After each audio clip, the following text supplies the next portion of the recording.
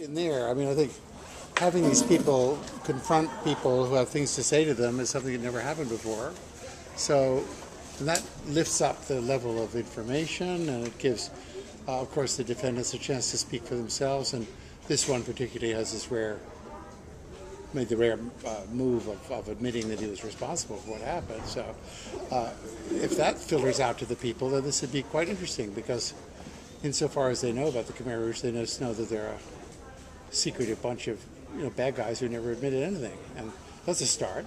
And I think any addition to knowledge is better than not. I mean, have this whole thing collapse, as it might have done a few years ago, would have not been a good idea. I mean, I can't see what would be served by that.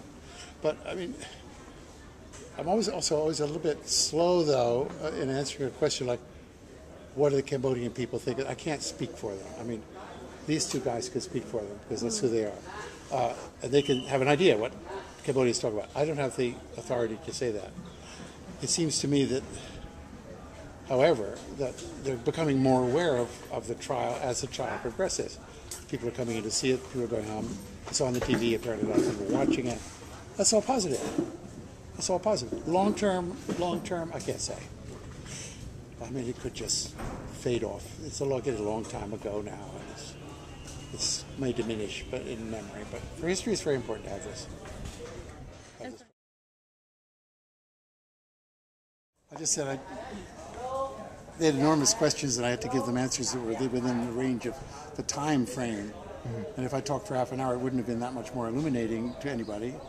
But the question often required that. The questions were too wide for me. Mm-hmm. They were, too wide, because they could only really be answered with a very long reply that wouldn't have done much. So the lady was asking, was I satisfied? I was perfectly happy with how it happened. Mm-hmm. The big questions should be asked. I mean, I've been told that some of the other ones, some of the people ask very questions that are not important, like, you said on Wednesday that it happened on Tuesday. That's dumb.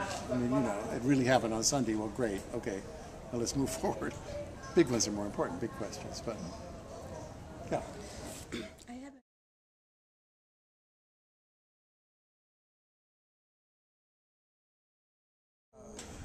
It doesn't mitigate anything. It's just to show that, I was, toward the end of my book, I was just trying to not... once you'd been with all these people, and there's horrible things happening to the victims and horrible perpetrators doing things, the thing to avoid, it seems to me, just what I felt I had to avoid was just pointing a finger at people that I had no idea what was going through about why they were behaving this way. I've never been in any physical danger in my life, really. A couple operations, but nothing. Never been in war. I've never been in a closed situation like these people. So, I mean, you can't get too hasty with a lot of blame. I mean, you can say this is terrible, but you can't say that's a bad person, I'm not a bad person, because you never know what's going to happen. This is just my own view, and I thought the obedience thing is very important, because, I mean, well, one of my theories, I don't believe in theories, but one of my ideas is that key concept in Cambodia, and I keep checking it with Khmer, and the Khmer agree with it, is Prabhamra, give an order, obey, order, obey. And Bumra does not mean obey, it means to be ordered. Command and to be commanded. That's the way this society has worked through the centuries. It doesn't, you can't, the commanded person, linguistically, doesn't have the opportunity to question the command. He's commanded. He doesn't obey. Well, I don't think I'll do that. You don't have that option if it's coming down at you. So this culture of obedience was what I was mentioning in Milgram, is the volunteers are obeying the man in the white coat because he looks like he knows what he's doing. That's the way we would say in the Western world. I mean, why would I be doing this if he didn't? They were fooled into thinking it was a genuine experiment. And that was what the Sociological Society didn't like, because they lied to the participants, and it was not straightforward. But it's a brilliant experiment. I'd say brilliant experiment. I must say, when I first ran across it, this is how ignorant I was of this sort of thing. I don't study sociology. I said, gosh, I got to get in touch with Milgram, because he's been dead for 20 years. It was terrible. I was always reaching for the phone. This was talking about S21 to me.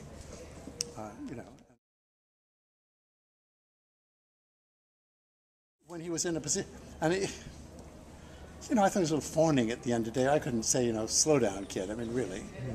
But I don't need that much kind of blah, blah. But I mean, he felt he had to do it because I'm older, higher.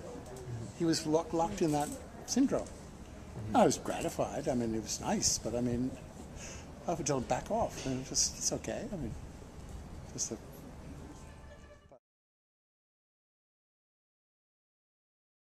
I haven't. I think what I gather of all these UN proceedings is they're trying to undo what happened at Nuremberg. They do not want to have victor's justice, as it was called, and I think that's good. I mean, on the other hand, you know, I mean, you have to. Why somebody who is, you know, we can't use any words here that get in the paper, but somebody villainous as Milosevic or Milosevic, 3 years to pin him down, then he dies. I mean, the evidence surely is there in a couple of months. But they want to be fair. You see, always fair. Let it get played.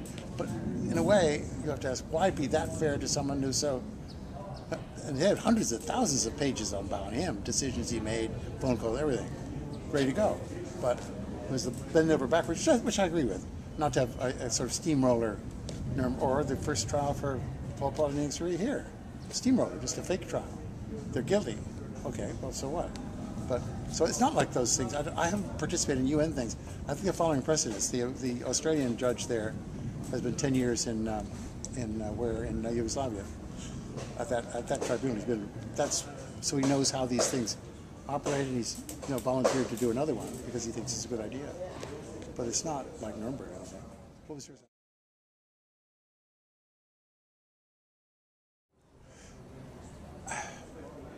Once he had entered into this whole world that he entered into in 1967, very serious world of serious communism, not left-leaning, not where the whole. I had a Chinese exile friend I once told me, you never talked about communism in China because that's where you were. That's like you talk about air here, air right here. We're going to talk about air. We're just here talking. Air is like communism. So you get inside that bubble, if you like. Certain behaviors follow. You follow the party line. Well, of course, you never ideal. I mean, if you're an ideal true believer like Duch, who's a stronger true believer, there's a lot of sleazes in. I mean, Ieng Sary. How serious a communist was he ever? I'm not sure. Do you know what he served the Swedish ambassador when he came here in 1976? Lobster thermidor. I think it's great. And then the Swedish ambassador was so disgusted at what he'd seen in the street that he couldn't finish his portion. So he sort of, moi, 2 helpings of lobster thermidor. Wait till he dies, because it's in his obituary that I wrote, but that's a true story. That's not a true believer. This is another kind of. This one is interesting as a special phenomenon. They exist. These people. They're that's why they still have a communist party in France. They still have a communist party because these people believe that that's what ought to happen.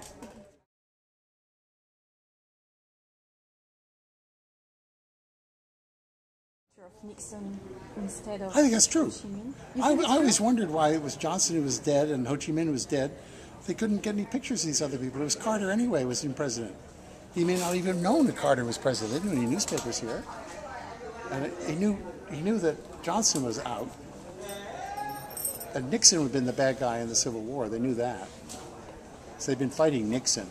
And Nixon was, running Phnom Penh, according to the Kaing Guek Eav. So he tried, but they couldn't. I mean, where do you get a picture of Nixon in the Khmer Rouge? It was a real problem. He admitted that. It's an administrative problem. I mean, I like it. I mean, it's engaging. I had this problem. I had to have a president with a dog. Why you have to do that is another question. And then I couldn't find the right president. So, I'm sorry, inaccurate. So, tick. I mean, he's a math teacher. Wrong answer. I was inaccurate. That's the way I want to write it. And I really want to say, au revoir. Au revoir, Khmer Rouge. Have a nice day, I'd like to say that. I've had so much time with these people. And you get inside and they're so repellent and they're so stupid. And, it's just... The story I'll tell is I was writing this book, I was writing this book. And, or maybe it's my Pol Pot book, but anyway. I was upstairs in my study in the house we had then. And my wife was downstairs reading something, drafts I had written. And she said, they're so stupid. this bird came up the stairs. And I said, well, I know, but I've got a contract to write a book. It can't be just, they're so stupid. Here's my book. But it was spot on. I mean, this was just everything they did made no sense, either moral or logical, or it was just a series of ghastly screw-ups. So that's true. I don't want to stay around these people too much longer. It's fun to talk about them. I enjoyed myself today, but if I never talk about it again, that'd be okay too.